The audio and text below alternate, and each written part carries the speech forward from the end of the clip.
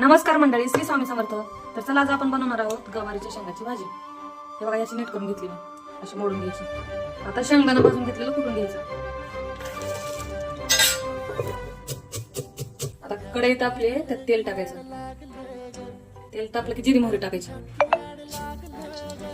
त्या 2 मिरच्या टाकू, थोडं लसूण टाकायचं. लसूण लाल झालं की गवार टाकायचं.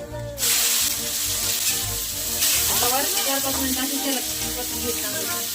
मसाले टाकायचे, काळं तिखट, हळद, मीठ, धने पावडर. आता शेंगदाण्याचं कूट टाकून घेऊ. चांगलं मिक्स करून घ्यायचं. आता थोडं पाण्याचा 5 मिनिटं झाकून ठेवायचं. गॅस बंद करून टाकायचा.